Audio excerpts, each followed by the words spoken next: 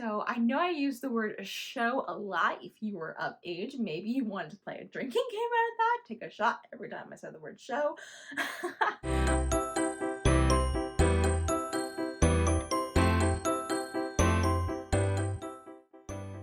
Hello everyone, welcome back to my channel. My name is Riley K. Jones. I'm a writer, teacher, and author tuber. And today we're going to talk about show, don't tell. Show, don't tell is one of the oldest rules in the book when it comes to writing. You want to show your readers the experience rather than just tell your readers what is happening. Show don't tell includes a bunch of different type of techniques, such as using imagery, similes, metaphors, and the list goes on to make sure that your reader feels the emotion that your character is going through. A few weeks ago, I was working with my students with a certain book that uses a lot of telling. And it is an older author, so I can kind of see why she did this, and it's supposed to be for children. So a lot of times, especially if you're writing for children, for middle grade, or even YA, you may be thinking, oh, I need to dumb things down.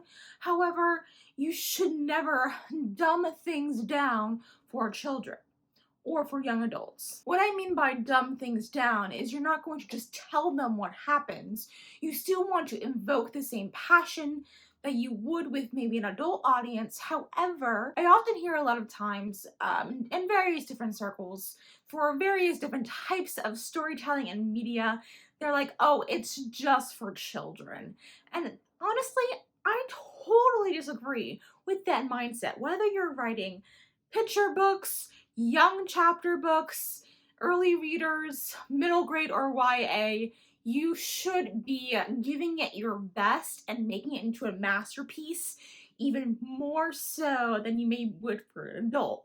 It should be able to be read and experienced with passion, so that way that child feels excited to read and feels excited to learn and excited to have a great time and not just glossed over and given something watered down or dumbed down. A famous quotation by C.S. Lewis explains this same kind of feeling, and he writes, "A children's story that can only be enjoyed by children is not a good children's story in the slightest." We want to tell stories, and we want to do so by showing what our characters do and feel rather than just telling the audience what happens next. So I haven't been kind of going on and just throwing out you why you should be writing like this. Now let me give you an example of how to write like this. A few weeks ago, I was reading with my students a book. Some of you might know this, others you probably don't. I would say the majority of the population does not know of this book. It's called The Boy in the Alamo by Margaret Cousins. And it is about a boy who goes to the Battle of the Alamo because he wants to be with his older brother, Buck. This character, Billy, he's about 11, and it's supposed to tell the events through Billy's perspective. However, it's a lot of telling and a lot of white room syndrome. And if you want to know more about white room syndrome, click the card up above for more information on white room syndrome. I did a whole video about it. So this book just kind of tells you how the characters are feeling. It literally says, "I could tell that Buck was proud of me." That is a line from the book. There is no showing of how Buck is proud of him. There's not like a gleam in his eye or a smile or the way he claps his shoulder and holds it. There's no showing. It's just the narrator. It is written in his perspective, Billy's perspective, just tells you what happens.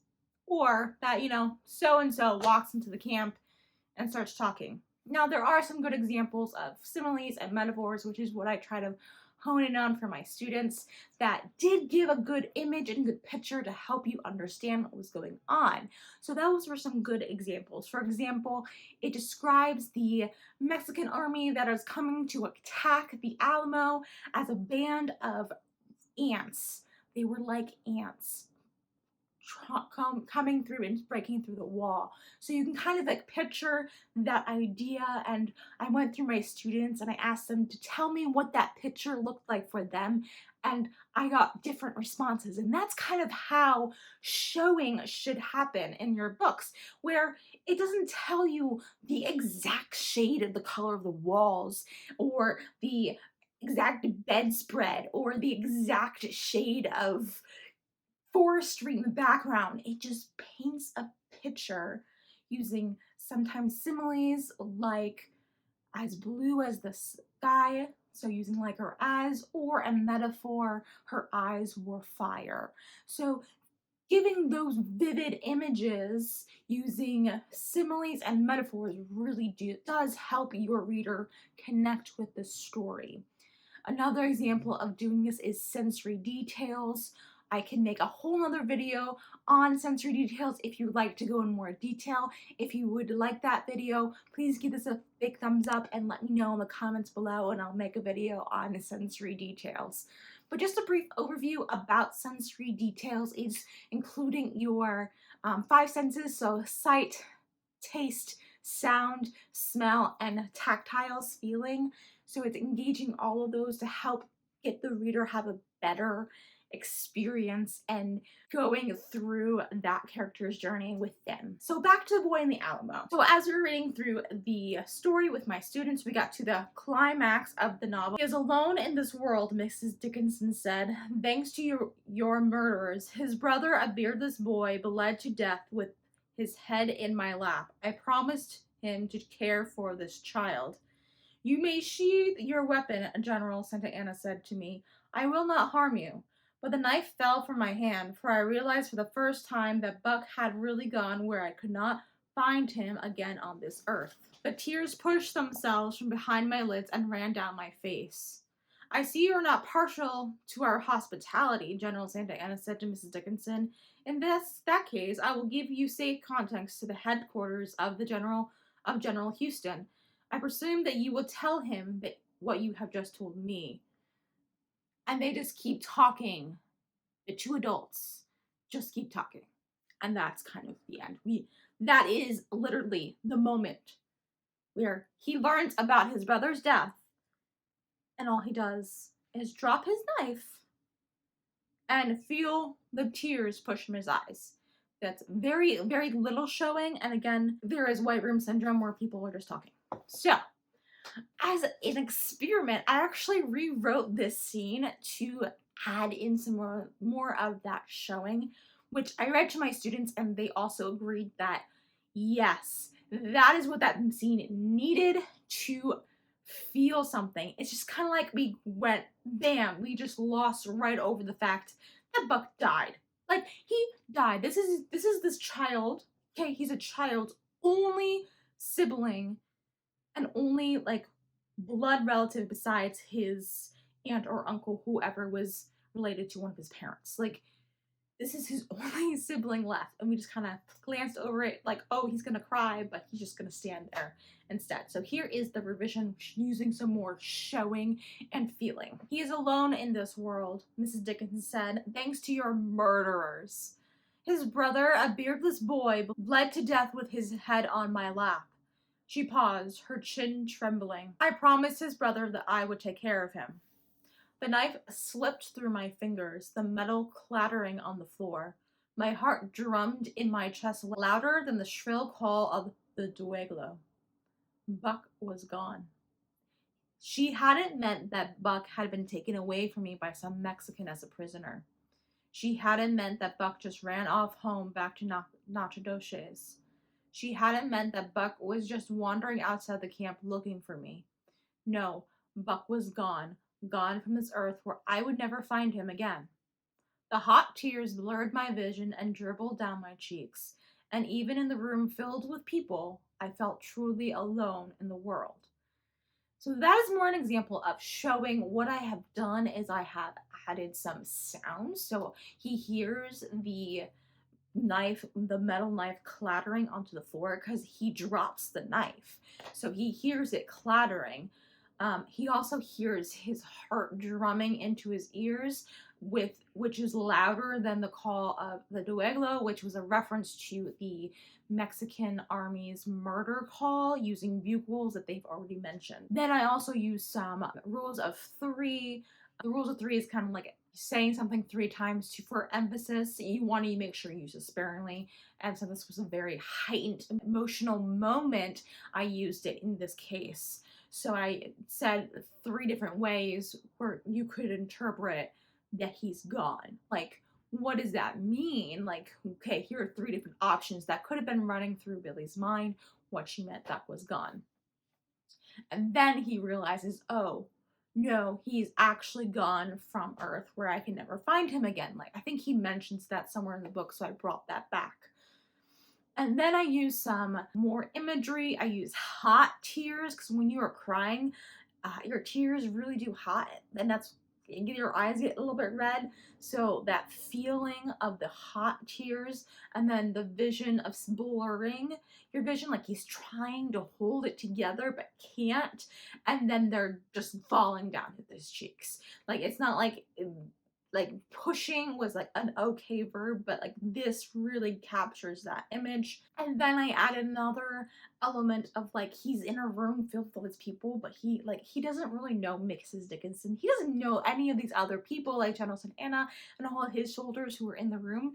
He's like, I'm filled with people, but the one person that I came here for is now gone. And so now he feels alone. So like having that moment, even if it was and this was only like an extra 4 paragraphs, like it was a total of like about 100 words that I added, and like this book is really short, so it's like doing moments like that in your books can really help your reader really understand what is going on. I know that my students really appreciate it, and they're like, that's the moment, that's what we needed to really like have that emotional like moment where you can connect, and that catharsis moment of wanting to cry along with the character. You just didn't get it in the telling version of that. So you want to make sure that you are showing, not telling. There are times when telling is okay. You just definitely want to use them sparingly. Sometimes it is, depending on your pacing, which is a whole nother story, a whole nother aspect to writing. If you would like that video, let me know in the comments down below for a video on pacing. But pacing is basically just how fast or slow your story moves, and sometimes you need a little bit of a faster pace, so you might want to use a little telling. But it's time and time told over and over again. It is the best piece of writing advice out there that I believe that can help everyone, is just show, don't tell. Show us how our characters are feeling. Show us what our characters are doing, using those sensory imageries to help gauge into the minds of the world, and just, sprinkle all of that in to help suck us into your world. And by doing that, you are showing to us why this world matters, why these characters matter. So I know I use the word show a lot. If you were of age, maybe you wanted to play a drinking game out of that, take a shot every time I said the word show. But even so, I hope you guys had fun. I hope you guys enjoyed that segment, and I hope that you guys learned something today. And if you did, make sure to give this video a big thumbs up to show me that you like these types of videos and you would like more of them in the future. And if you haven't subscribed already, please consider subscribing. It really does help out. I make new videos about writing and reading every Thursday. And that's all for today's video. Thank you again, and I'll see you guys next Thursday with a new video. Keep writing and stay creative. Bye!